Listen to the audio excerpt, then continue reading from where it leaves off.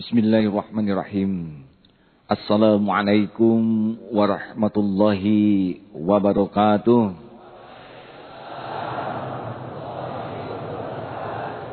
Alhamdulillahilladzi anzala sakinata fi qulubil mu'minin liyazdadu imanan ma'a imanihim.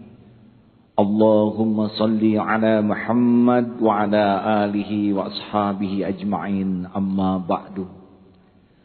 Semoga Allah subhanahu wa ta'ala yang maha menatap, maha memperhatikan kita, serta maha tahu segala yang terlintas di hati kita, menggolongkan kita semua menjadi orang-orang yang dibebaskan dari penyakit dengki. Amin. Mengapa begitu penting?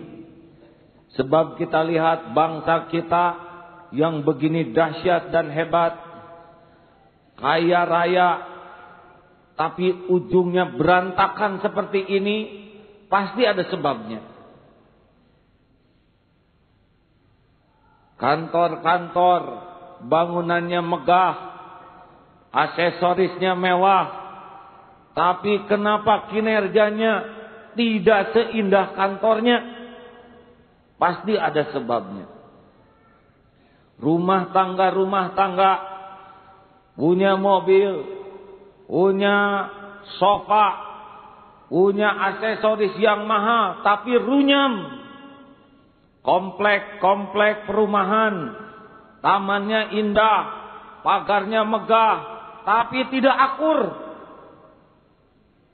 Saudara-saudara, mau tahu jawabannya? Salah satu penyebab yang membuat kita babak belur begini adalah kita ternyata banyak mengidap sebuah penyakit yang disebut penyakit dengki.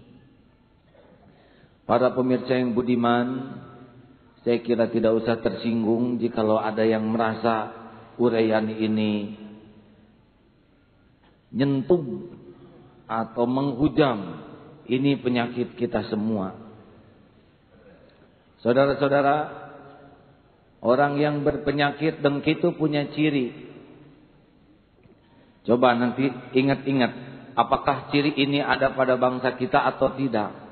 Cirinya sederhana, senang melihat orang lain susah, susah melihat orang lain senang. Coba hafal tidak ini bagaimana?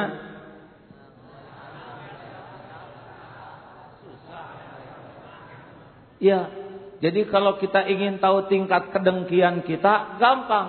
Berapa banyak kebahagiaan kita melihat orang lain susah, dan berapa banyak penderitaan kita melihat orang lain senang.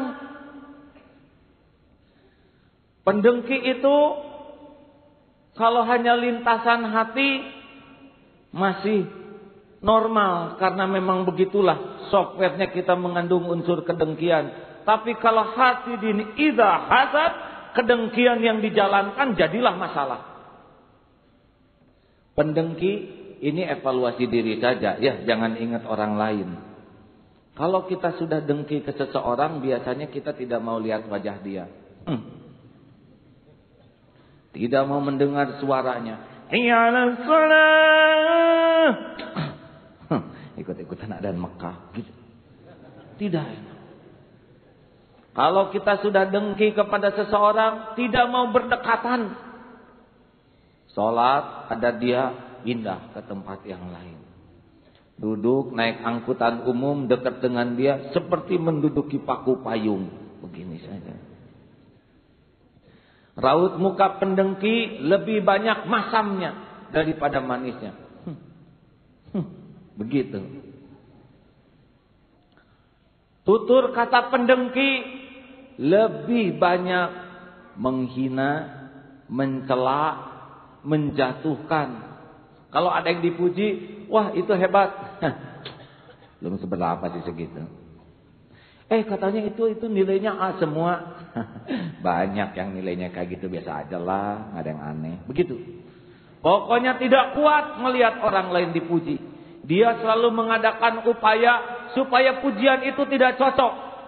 Terus mengeluarkan kata-kata menyangkal.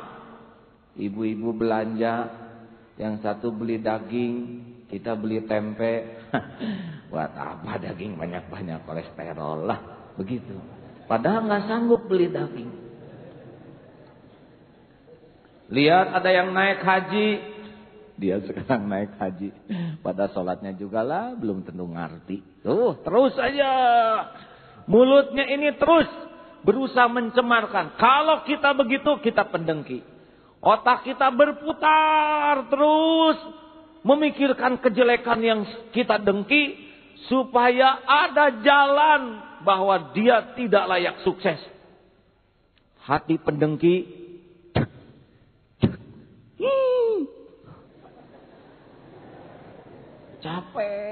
Capek. Karena dia naik pangkat, nyelek tidak mungkin. Pasti ada apa-apa, ini ada main dukun mana nih. Padahal dia yang datang ke dukun, ya, yaitu dukun beranak. Hadirin dan para pemirsa yang budiman di rumah, pendengki itu sengsara sekali melihat orang lain sukses. Dan pendengki yang sudah kronis, maka dia akan terus berupaya mencelakakan orang yang didengki. Dia berharap benar bahwa yang didengkinya itu hancur karirnya, sengsara. Bahkan ada kisah dua pedagang pendengki, ini kisah purba. Saking tidak kuat melihat yang didengkinya maju, gak kuat berkembang. Dia harus hancur. Akhirnya dia panggil seorang hamba sahaya. Mau tidak? Kamu beri kekayaan yang banyak. Oh, kaget. Gak mungkin, saya tidak mau. Kamu jangan begitu. Kamu kan ingin kaya. Kamu tidak mungkin jadi budak terus. Kamu akan saya bebaskan. Karena dipaksa, akhirnya dia mau. Apa yang ingin dilakukan? Tolong bunuh saya di dekat rumah orang itu, di atapnya. Supaya pedagang itu dianggap membunuh saya. Nanti dia akan ditangkap. Padahal dia mati itu. Pendengki, pernah mendengar kisah ini, saya diajarin teman saya. Pendengki itu dia lagi menderita aja bahagia memikirkan ke penderitaan orang. Alkisah si fulan dengan temannya kesasar masuk hutan. Ditangkap oleh orang-orang yang sangat primitif. Mungkin di salah satu iklan TV itu ada ya. Ditangkap, dipukuli, ampun. Untung datang kepala sukunya. Kenapa ini disiksa begini? Paduka, kami tersesat. Kami mohon dispensasi. Tolong malam ini kami beri kesempatan. Baik. Di sini ada aturan mainnya. Kalau saudara ingin tinggal di sini semalam, syaratnya adalah saudara harus menemukan buah-buahan yang belum pernah kami lihat dan belum pernah kami makan. Baik, Paduka. Yang satu lari ke kanan, si fulan, temannya lari ke kiri. Nah, temannya ini di semak-semak menemukan buah nenas. Kebetulan dia orang Subang. Jadi hafal betul. Sembunyikan.